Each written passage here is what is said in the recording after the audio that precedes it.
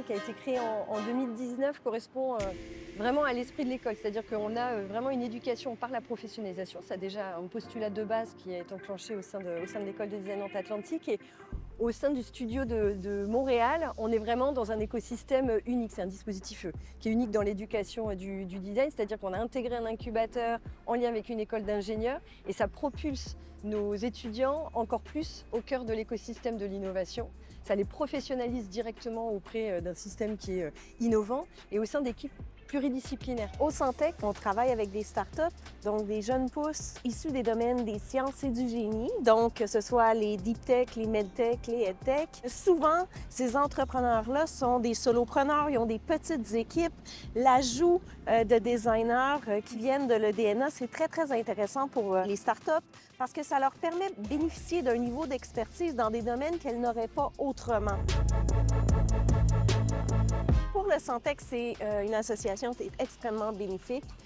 On peut parler de certaines de nos startups. Le Santec, on accompagne plus de 120 entreprises par année. On va prendre les étudiants, ils vont appliquer sur des projets précisément pour venir contribuer à l'équipe.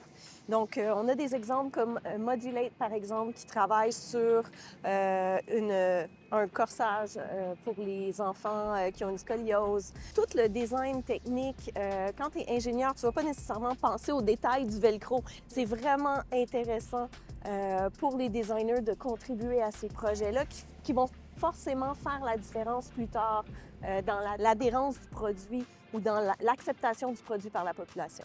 Et au sein du studio de Montréal, une des plus grandes fiertés qu'on a, c'est le studio Montréal.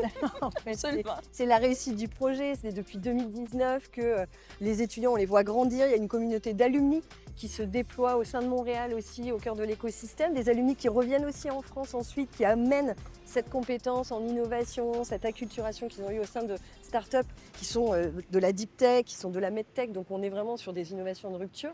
Notre enjeu, c'est aussi que les prochaines startups soient celles des étudiants de l'école de design. Nous, on retrouve des étudiants de l'ENA dans toutes nos startups ou presque. C'est vraiment fascinant de les revoir parce qu'on les voit grandir avec nous et on adore ça.